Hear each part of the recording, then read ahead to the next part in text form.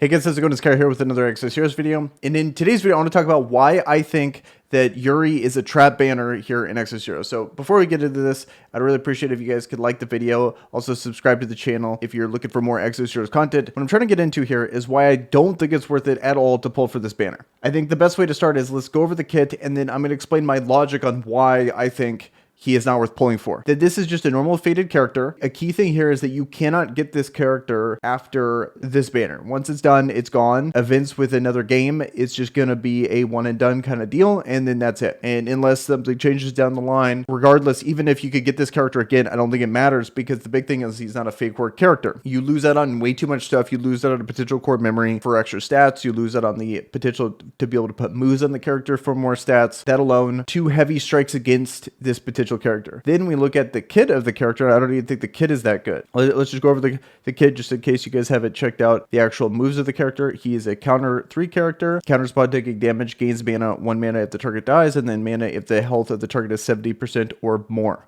And then he has the ability here, which is Resurrect.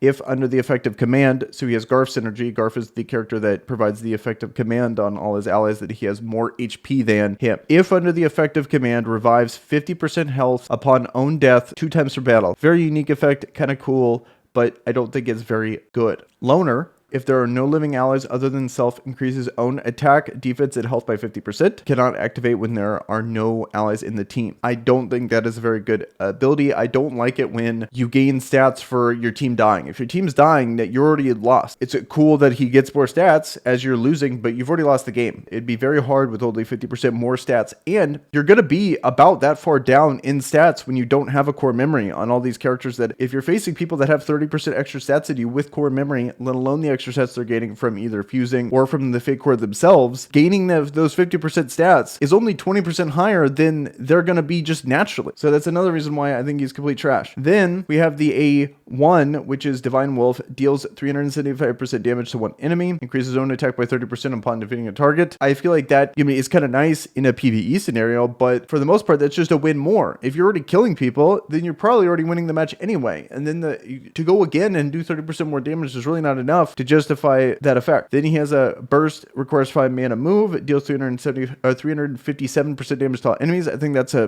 pretty solid move, probably does a ton of damage. And depending on, I want to check if he has a nationality. This has been a big question of mine. Okay, we can't confirm that he actually does have a nation. He's under Wasted Red. That's where you would expect him to be when it comes to all this. So he's going to get the extra signature force damage at least. Good, but still not enough in my opinion. Another reason why I think he is a trap banner is that they're really trying to rely on the fact that you're going to have FOMO here because this is it. You only could obtain this guy during this banner. Then we've already have it leaked where not necessarily leaked, but we have knowledge of the fact that FC Schmidt is coming through to the game and also FC Kylock. So the precedent has been set in this game on how they're releasing these fake war characters when it comes to generals and when it comes to second in command style characters. This is the speculation part, but this is the main reason why I'm saying save your zest. And I think this is for most people something that they're really going to want to do. Let me back up and say FC Janai sets a new precedent on exactly how good they're going to make these fake wars. Because if you look at the current fake wars in the game,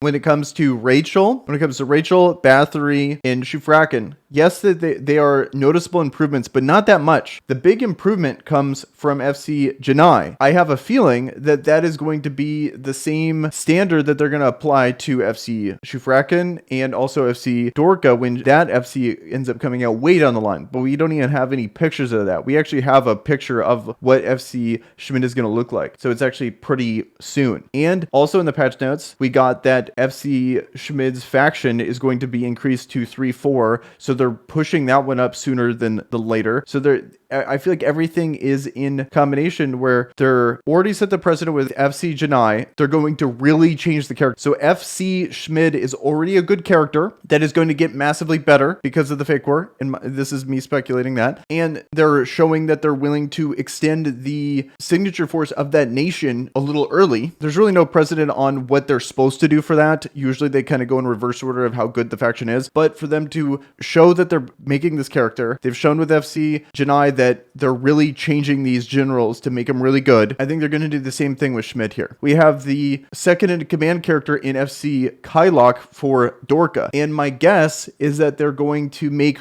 him a very good character in the same vein of FC April, FC Valentina, or even FC Rara, as the second in command character is usually amazing. So for them to be releasing the banner of FC Kylock, he's going to be just as necessary as, say, an FC April or an FC Valentina. And imagine trying to run those nations without that character. You just don't. It's you need that character and you need the general to make them worth it. And I think they're doing the same thing with these two banners. So when you combine all the fake word choice reads that are coming through, when you combine that there's this FOMO style summon new event going on with Tales of Vesperia, then they have all these opportunities for you to use your Zest. Then they finally hit you with these actually meta-defining characters. They're going to try to create the buying urgency with all of that. So that's why I'm saying that this is absolutely a massive trap. Do not summon for this guy. He's not that good. He's not going to be meta-defining, in my opinion. And to put money where my mouth is, and maybe I'm wrong. I mean, that's the big worry about this, is aggressively trying to pursue not to pull for someone. I think this is my opinion here. Take it for what you will. If you like the characters, if you're a big fan of the game, pulling for them,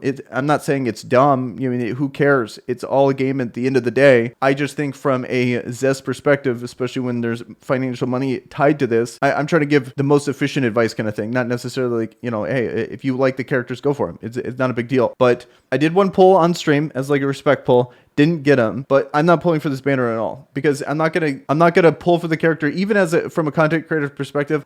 If I had unlimited money and I unlimited pulls, I would pull for him just to kind of show the character, but I'm also not gonna pull for him. So I'm saying don't go for him. So I'm not gonna get him as well. So if he ends up being meta defining, I'm gonna miss out too, and I'll have to eat my words on that one. So that's what I'm thinking about when it comes to this banner. I don't think it's worth pulling for. I think save.